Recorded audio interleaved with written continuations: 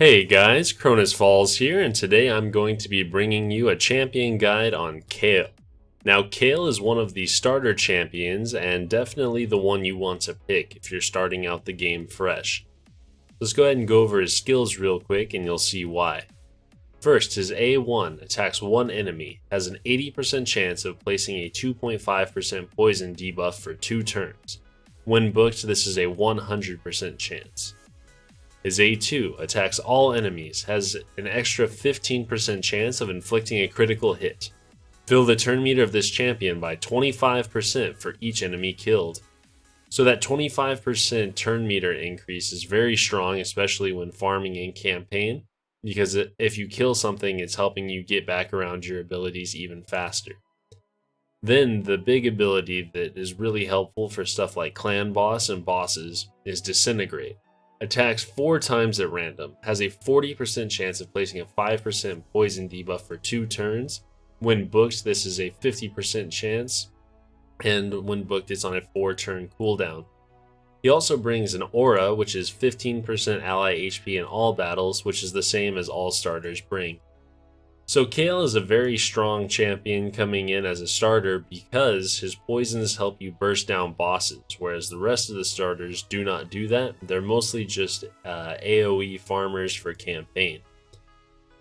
So let's go ahead and go over how I've got him geared. Now I've got him in a lifesteal set and a speed set.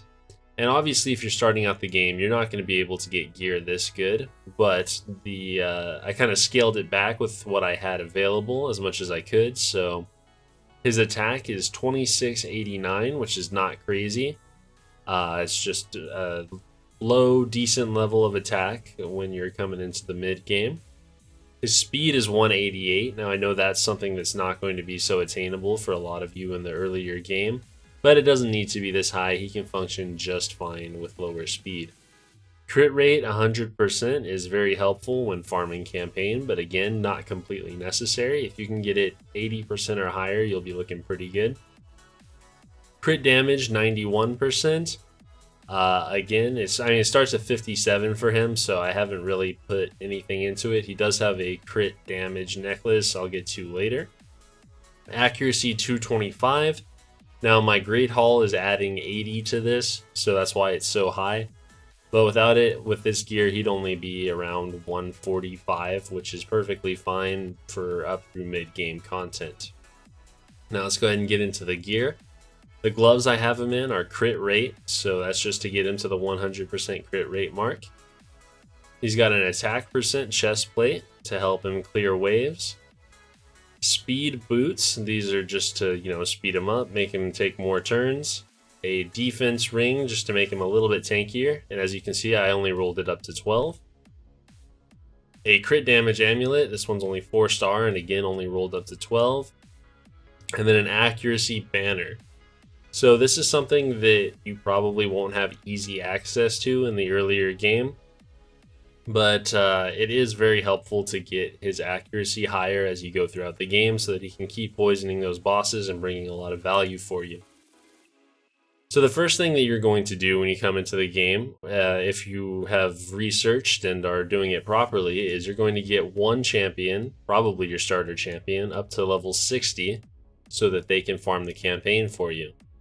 So if you're going to bring Kael in as your campaign farmer, you're going to come in here to 12-3 on Brutal once you've gotten to that point.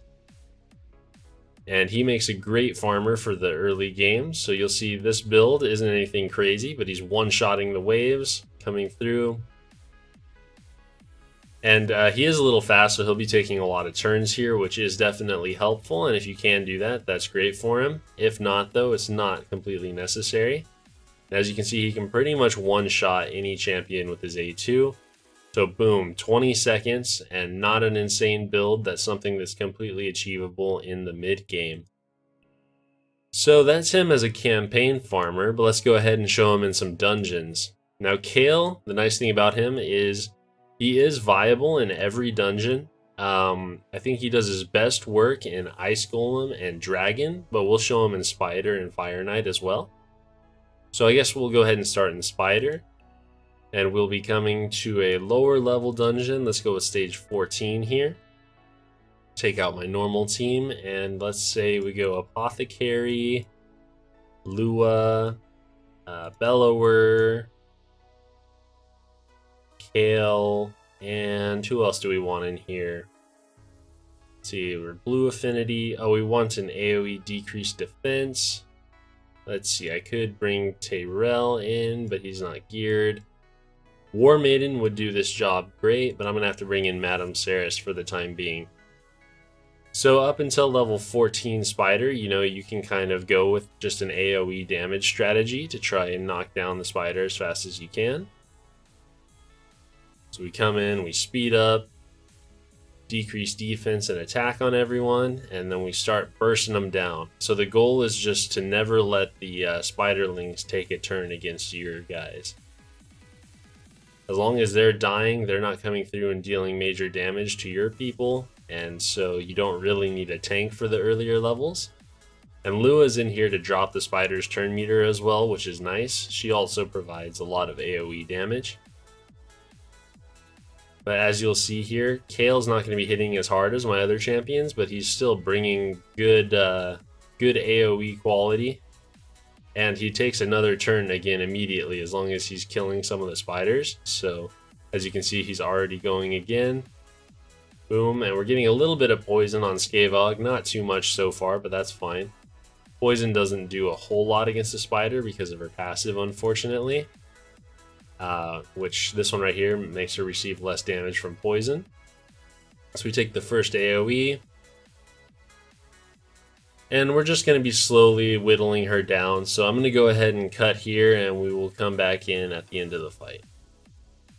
Alrighty, so as you can see, we're coming up towards the end of the fight here, and all of my team is looking pretty healthy. Kael in his lifesteal gear has actually been the main target for the spiderlings, so they're coming and hitting him, but he's got okay defense, and so they're taking him down to about halfway, and then he comes back through with his AoE and heals himself back up, which is nice.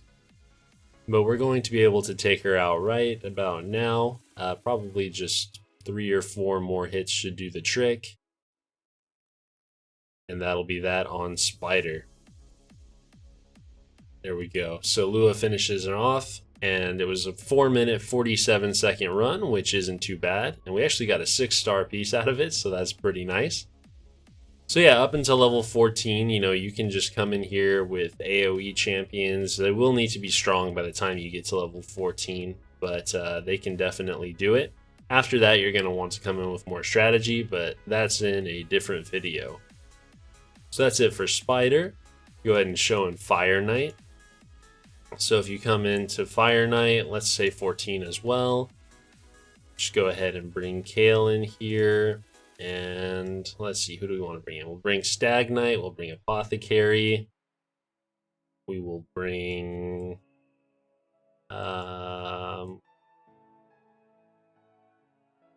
who to bring? We can bring in Rosin Scarhide is pretty good, even though he's off affinity here, that'll be fine. And you know what, we won't bring in Rosin Scarhide, but we will bring in Miscreated Monster in order to CC the waves. And we will bring in... I'm trying not to do any legendaries here, so let's say Lua again. Alright, so we're going in.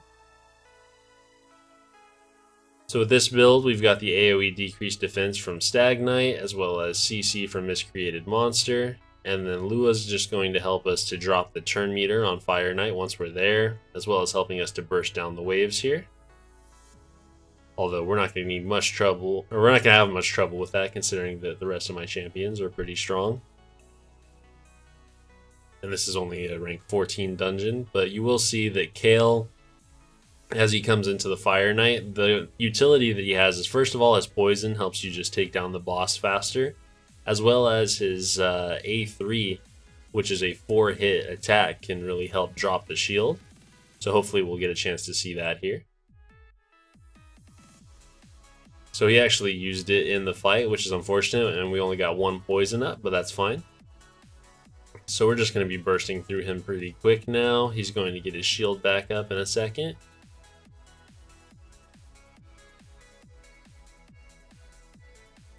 There we go. So he hits us.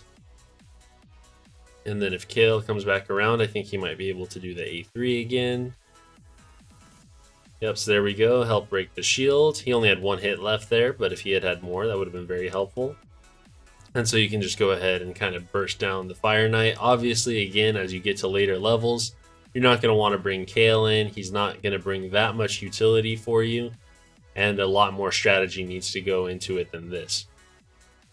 That being said, let's go ahead and move on from Fire Knight. So Dragon and Ice Golem are where he's really going to shine. So we'll go ahead and bring him into Dragon 20 here. Let's see, we will take in Madame Ceres, Apothecary, Miscreated Monster, and who else do we want to bring in here? We've got our Poisoner, we've got our CC, we've got our AoE decreased defense. I don't want to bring in Arbiter because she is legendary, so let's just bring in maybe Bellower? Yeah, I think I'm just going to bring in Bellower to do some extra damage for us on the waves. Where'd he go? There he is. Alrighty. Let's come in on Dragon 20 here. And so the goal with this team is basically just going to be to burst down the waves as quickly as possible so that we can get to Dragon and let Kael do his thing. Now this is a little bit more risky because the Hordens do hit super hard, so we don't want Kael to go down with this team since there's no reviver. But I don't think it should be an issue. We're making it through in pretty good time here. Alright, so 30 seconds, we're through the first wave. Got our decreased defense back up. And so Kael's not really doing much for the waves here. You know, he'll contribute some damage for sure. But you'll see the impact that he has once we actually get to the dragon.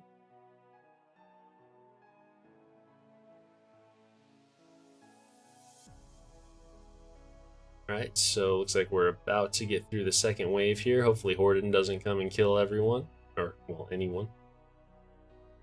Alright, so you see Kael took a pretty big hit there. If it wasn't for the fact that Madame Ceres had removed that decreased attack and lowered his attack, Kael might have died there. So it is nice to come in here with someone like a Reliquary Tender, or in my case an Arbiter, that can help keep Kael alive. That being said, we're going to do just fine on this run here. So as you can see, Kael's already stacking up those poisons. So as we get to the end of his purple bar here, the poisons are just going to knock it down. That way we're not taking in his breathe-in attack. So there we go. You saw the last part there just went down because of the poisons. And so that's what he can really do for you here. As long as he's building those up, then you don't have to worry about taking the stun, which is very deadly in Dragon. Like, that's probably the only thing that's going to kill you is if you actually get stunned. So the nice thing about Kael, like I said, he is a starter champion. So as long as you're picking him, you can bring him into level 20 dungeons and he will do just fine helping you out. At least a couple of them. And he's pretty good in clan boss too, which I will show you in a little bit here. So we're just going to go ahead and finish off Dragon. Looks like it's probably going to be about a 2-minute, 30-second run around there.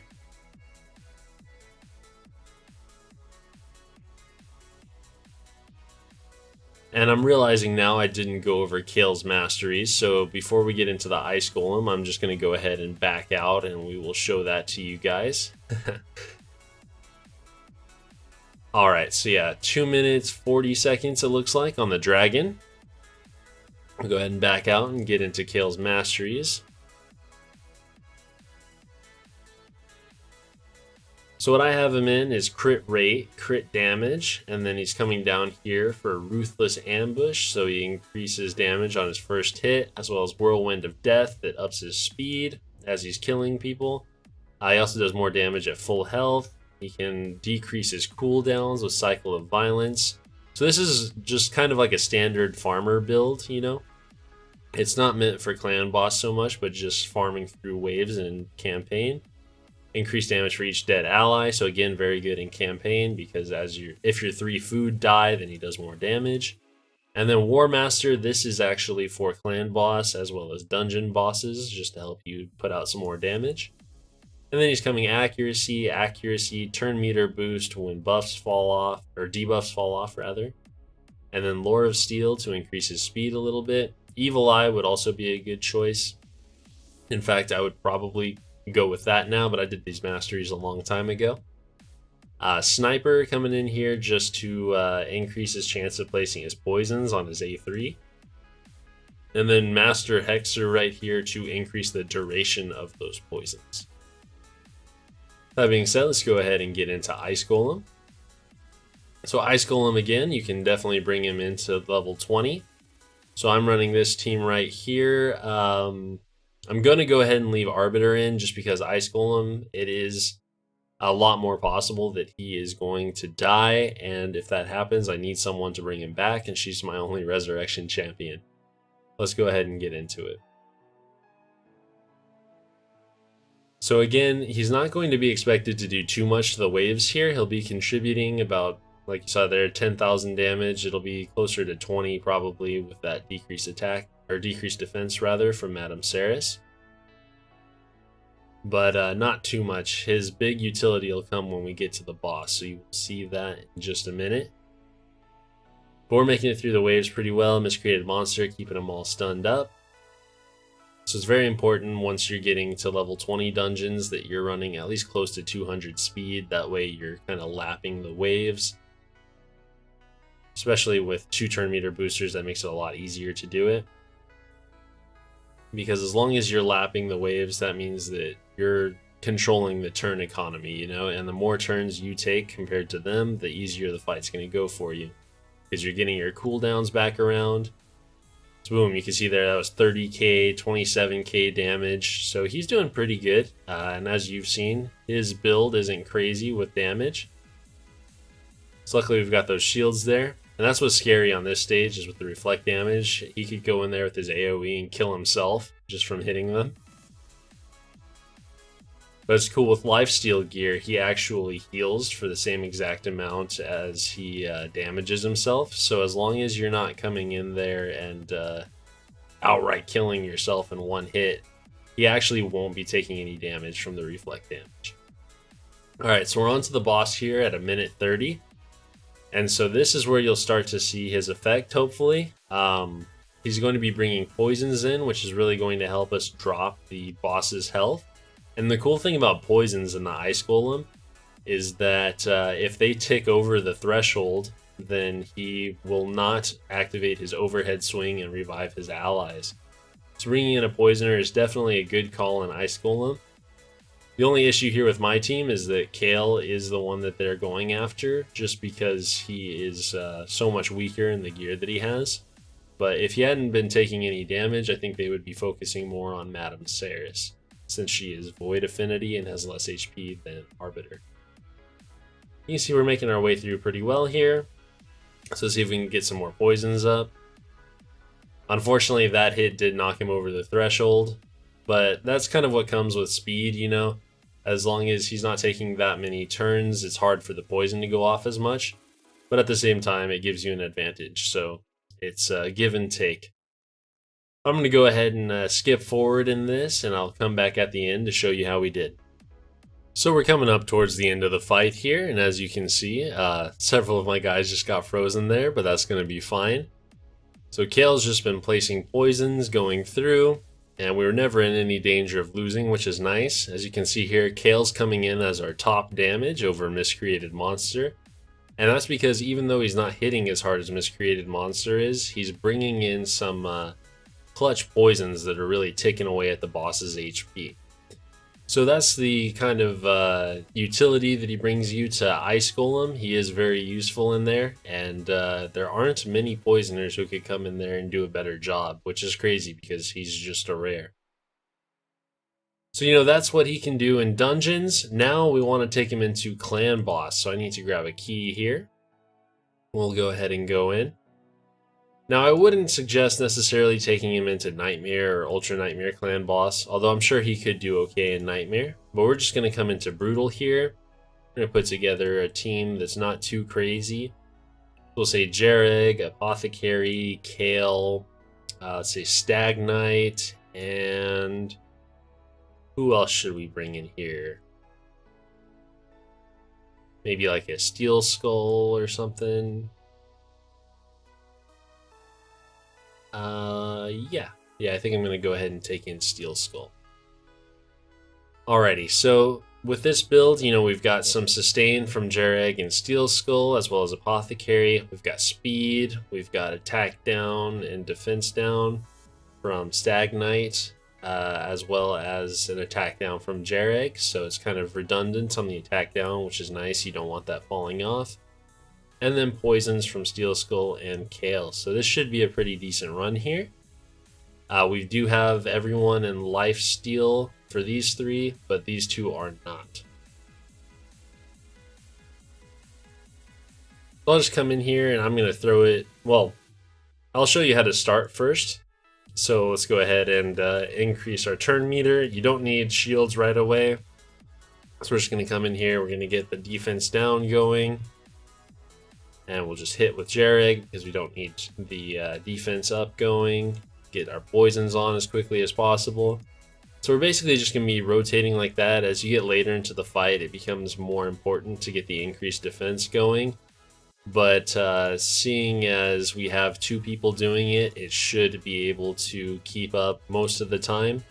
So the nice thing with Kael is he has two different types of poisons. So as you get later in and you have better poisoners, they can kind of get in the way with a 2.5%, which is why you might not want to bring him into Nightmare or Ultra Nightmare. But for some level like Brutal, especially if your backup poisoner is just Steel Skull, you're not going to be filling up the debuff bar too much anyways, so it'll be just fine. So I'm going to go ahead and slap this on auto. We'll run it through, and I'll come back at the end to see how it did. Alrighty, so we're coming up towards the end of the fight here. Stagnite was the first one to go down because he's not in lifesteal gear. But for full auto, we've been doing pretty well. You know, we're past the 7-minute mark and still going. They've been able to keep up the poisons pretty well this whole time. But I think we're about to wipe right here with Jareg's attack down failing. Let's see, he might be able to get it here. Alright, so we might be able to go another attack or two. Yep, there we go. So as long as the decreased attack stays up, you know, we can keep going pretty long into the fight. And if Kael's defense was higher, he could definitely sustain even longer.